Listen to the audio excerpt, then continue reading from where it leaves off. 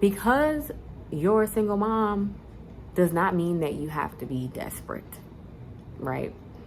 And I learned that for myself because I recently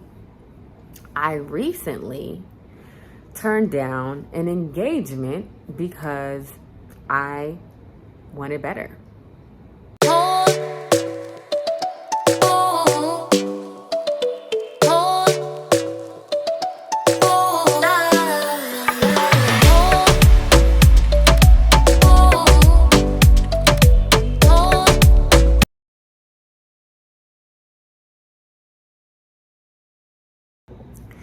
Hello everyone, it's your girl Coach C, and I'm coming to you with another video. It's not a Monday motivational video. As you may know, I am dedicating this part of my channel, this playlist, to single mothers, especially if you are a boy mom. But as you already know, if you don't know, my name is Coach C, aka Celicia. My company is Continued Expansion because I invite you to grow with me, which is why this part of my channel is not just about motivation, it's about real life situations so that you can understand how to become your own guru in your life and not have to look for anybody else for guidance or anyone's life to mimic, right? And so this portion, I want to talk to you about things that I go through and grow through so you can understand how I process life. And if you do enjoy what I'm saying, go ahead and hit that like button, hit that subscribe button, share it with someone. And if you want to work with me one-on-one, the details are in the description in below. So let me jump right into this video. So as I stated, this part of my channel and this playlist is going to be dedicated towards single mothers and just real life stuff that we go through. And I want to talk about relationships because I feel as if right now, when you're a single mom, I'm so glad that I went through this experience and how I experienced it. And if you don't know much about me, I'm also an author. As you know, my book is called At the End of the Day, It's Me, Overcoming the Addiction to Toxic Relationships, right? And I'm going to always be referring back to my book because I honestly live by my book, right? I do. And it is what gets me through a lot of situations. And I want to talk about relationships, especially when it comes to being a single mom, because people don't talk about it. They don't talk about the fact that we hear people bashing single moms all the time. It's your fault. You should have known who you were going to sleep with, da, da, da, da, da, da, blah, blah, blah. And I'm all about taking accountability, right? But the part that I don't like is the value, the self-worth, how the value of a person, a human being a human, having a human experience is devalued because you make certain decisions in your life. That's the part that I don't resonate with. And so right now, even when Kevin Samuel was alive, which if you know who he is and you know what his work stands for, it's almost like once you have a child out of wedlock or once you become a single mother, in the description of what a single mother is, because there are very much so mothers who are doing it all by themselves that's in a marriage. So once you become a single mom, it's like you're devalued and you're supposed to take whatever you can get, right? And relationships are our biggest teachers. They are the biggest mirror that we can hold up to our face to see what's going on inside with us, and to see what is it that we want to manifest. What are we manifesting? Just everything about us. If you are somebody who take accountability, then you would use relationships as a way to navigate through yourself, right? And ultimately, it's teaching you about the divine relationship that you have with you and your higher self. And so relationships are literally what our soul is here to navigate and to learn and to master. That is why we are relational beings. We need each other to survive. We need each other. I cannot stress that enough.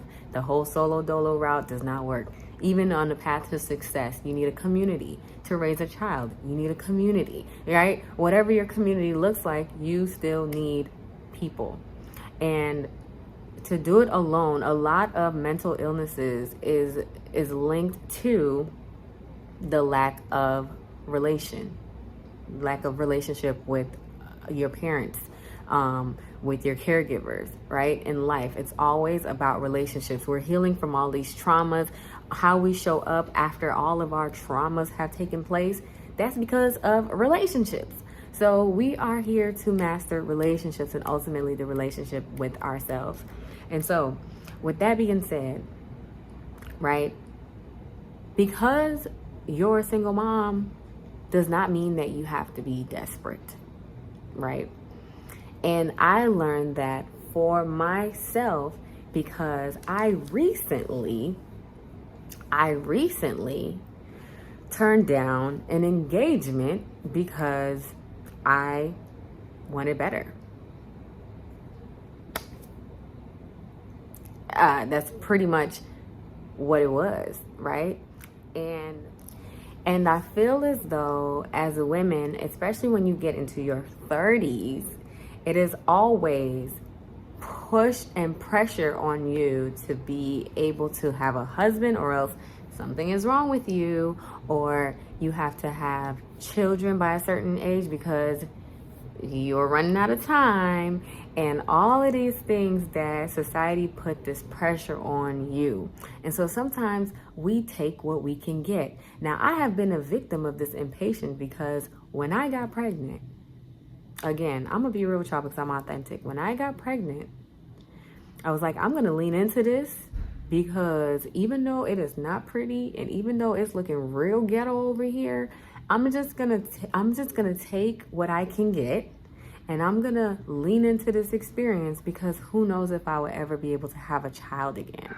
And for me, one thing that I needed to experience in my life was motherhood more than anything else. Like, I wanted so badly to be a mom, right? And to this day, I thoroughly enjoy being a mom, period. Like, I love it.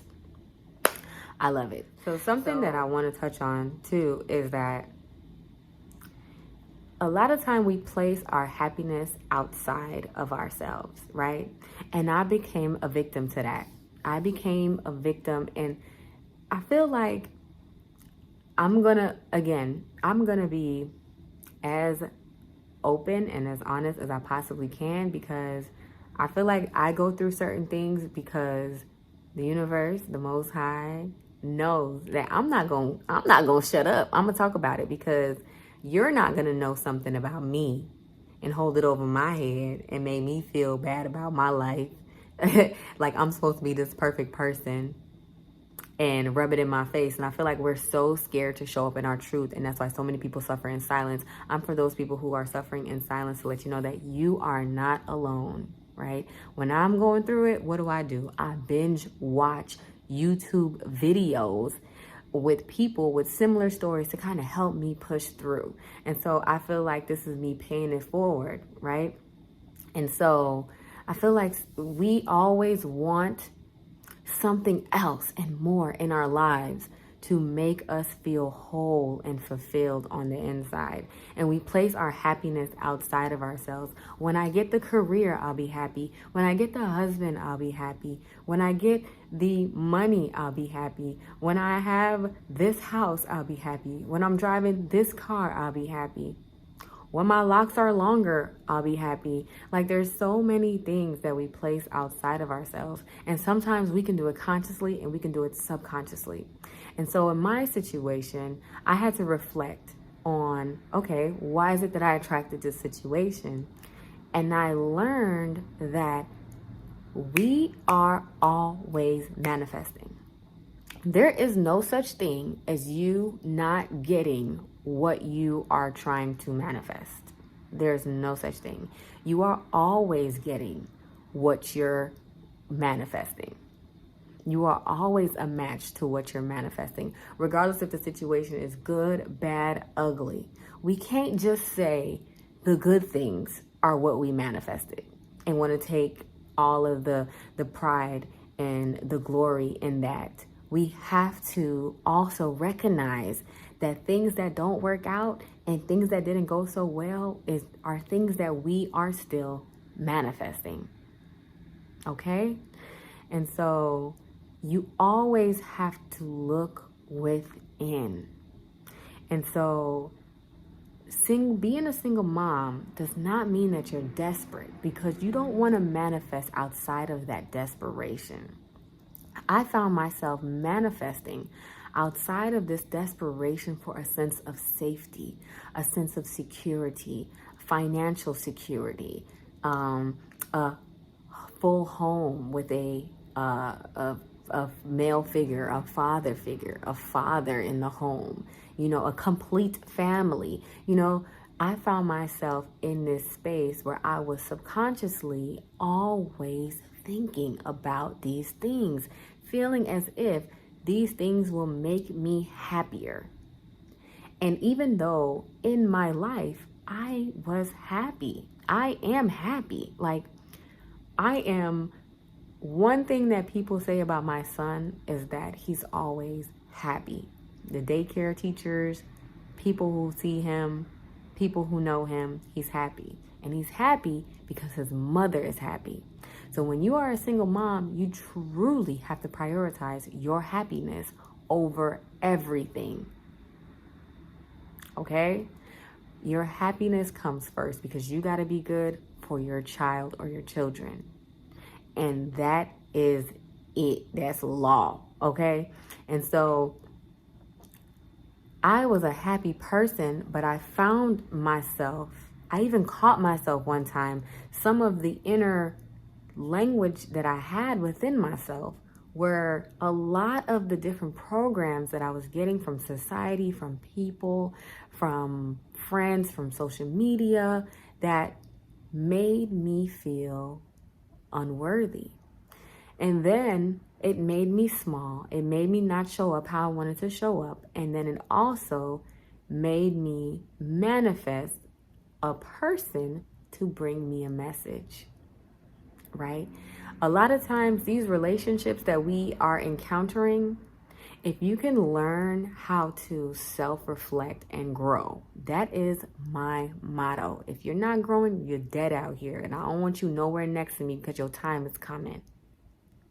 I said it. So they're here to bring you a message. They're here to help you learn along your journey, but everything is for your continued expansion, right? And you're always going to need these messages. They're just like gems along your path that's leading you towards what you want, because you're going to get, ultimately, you're going to get everything that you desire, everything that you want, right? But sometimes your subconscious mind has to manifest in these people to give you a message. And it's up to you to use that message to apply it to your life. And so for me, right, I manifested my subconscious fears in the form of a person, right? On my vision board, I have wife, big as hell, bold, exclamation mark. And the funny thing is, that is how my relationship manifested. I was in the relationship and I was instantly on the verge of being a wife, just like that, big and bold. And I had to refer back to my book. On page 39, it says, many times we have unqualified individuals in positions in our lives who don't make for a strong team. We've awarded important roles to those who are underqualified, and we get upset when they can't carry out the duties of their roles. Boundaries are the outline for the qualification for the important positions we offer individuals in our lives. You wouldn't hire a lifeguard who can't swim, yet we do this with important roles. Take people at face value and be slow to hire, right? This stems back to the scarcity mindset, not believing you have enough time or enough potential candidates. You run to hire someone completely underqualified for the position just to have it filled, right? Because how many of us just want to say we have a husband? How many of us just want to say, I'm a wife? How many of us just want to say, I'm not doing it by myself. I have somebody in the home to go home to. I don't have to be out here in these streets. We just want that position filled. So we rush with that scarcity mindset, that I'm not good enough mindset, my value is low mindset, that desperate mindset. Back to the book. So why do you think employers put you through rounds of interviews before they make their final decision? It is to ensure they have found the best person for the position who match up with the company standards. They don't want their company to be successful. They want their company to be successful, so they only hire the best. A successful person is a happy person.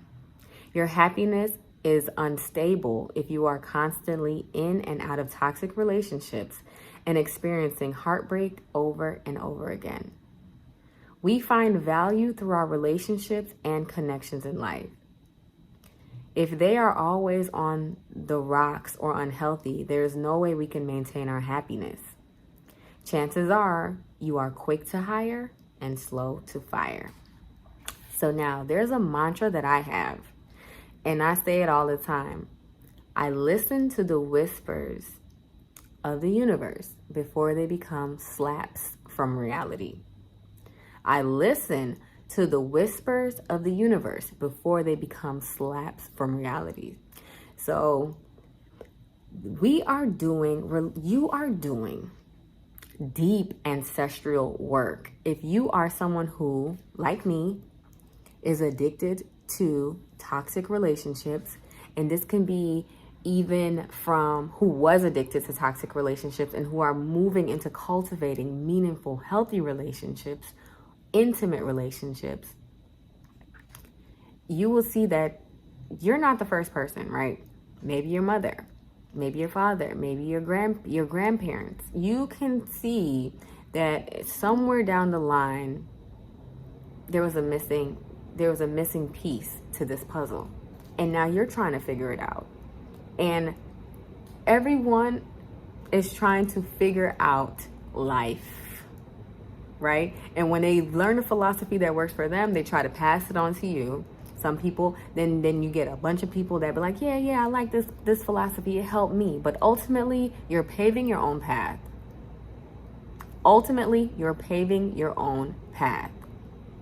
So you have to be more patient with yourself, and you have to have grace. So even when you have the awareness, that doesn't mean that you're not going to still attract toxic people, right? So listening to the whispers of the universe before they become slaps from reality is a mantra that I say to myself. It's something that I live by, because I know that there is always a glimpse of toxicity early on that you miss, because your mind is caught up in maybe the sex is good. Maybe they had a good mouthpiece and they're talking really great. Maybe they are showing up in this one area, like in my situation, this one area that I was hyper focused in, which was finances. And they're showing up really great in that area, which can overshadow the other areas that make up for a healthy relationship, right? Because if you are hiring a lifeguard and they got the body of a lifeguard, right? They took that class in high school, or they took a swim class. They took some swim classes in their past. You're like, okay, well, they're familiar with it. They look like it. They look good for it, but they can't swim. They might check, or they know CPR. So you're like, okay, I'm looking for somebody who's really good at CPR. They know CPR, but they can't swim. You still got compartments that's not being filled. That's going to become the whole part of what you need to balance you and to be a beneficial relationship in your life. We get hyper focused on one area. So again, I also was a person who was hyper focused. So going back, who sits in the position in your life that holds your heart? Is he or she qualified? What was the hiring process like? Overcoming your addiction to toxic relationships mean analyzing who sits in these important board of director seats.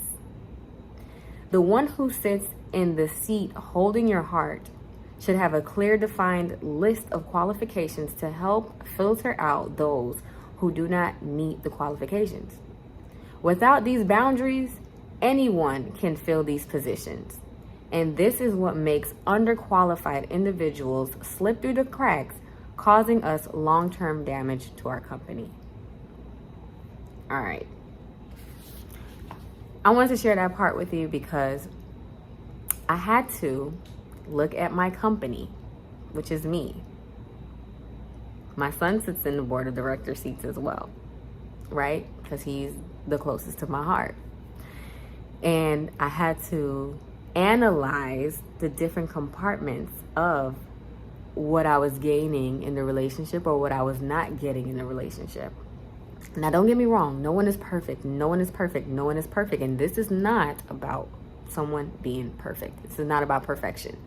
This is about having those tools that show that you are a solution-based thinker and that you can have issues presented to somebody who is your partner and you can find solutions to move forward together, right? And so when you realize that these problems are going to be here because either one person or both parties aren't able to compromise, aren't able to come up with a solution, or there are no actions taken towards a solution, you know what you need to do, right? And then you have to really value yourself enough to know that it's time to walk away. Just because you are a single mother raising a child on your own does not mean that you have to be desperate and take any offer that is coming to you. I personally am more on the mental side of relationships because I feel like you have to earn the emotional side. It helps that I'm an Aquarius sun and it helps that I'm an Aquarius moon because my emotions aren't as uncontrollable. But to be able to turn an offer down, it's like going into a job interview and they're like, well, we're giving you $30,000 for this position. And you're like, oh, hell no. I said I wanted 85 or 75, right? 85. Let's go with the higher number. You can be like, yeah, I'm accepting it. Or you can be like, no, because I know my worth. You're going to be tested. You're going to be tested all the time on your worth. Because going through traumatic experiences like yourself, we're not designed to be parents alone. So automatically, you're going to feel a hit to your self-worth. You're not designed to do all of the heavy lifting and the holding up the entire fort. That is supposed to take a community or a partner to help you balance. So that alone will take a blow to your self-esteem and your self-worth. And so you truly have to incorporate self-care and self-love so that you don't find yourself in compromising situations where you are not being fulfilled and now you've picked up a burden instead of someone who can lighten your load. And so I wanted to make this video for any woman who is in a situation, in a pickle where you're like, oh my God, I got the ring, I got the proposal, this looks good on the outside, everyone else sees it and thinks this is great, but deep down inside, I feel like I'm settling. You can say no. It is a test of, do you truly believe that you're worthy? Do you have faith? Do you see your worth? Do you have the scarcity mindset to be like, I already know that there's abundance in my well and I'm willing to go after it? And I'm willing to wait and receive. I'm willing to put in the work to open myself up to be a match to that. I'm willing to use these relationships as guides, as reflection of who I am, so that I can work on myself. My self-worth was truly being tested. It was in my face. Like, what do you truly believe you are worth? How would you stand for it in the face of everyone that's watching? And at the end of the day, it's me. Shameless plug again. At the end of the day, it's me. And I hope that you can navigate through your own thoughts. You can connect to yourself. You can use, if you have anxiety in the relationship, or if you're having anxiety as a single person, what is the tea? I talked about this in my newsletter. What is the tea that this is bringing to you? What is it talking about? What is it saying? There's a reason behind everything that we're experiencing. Don't just brush it off, sweep it under the rug. Don't pacify it. Don't cope. Learn.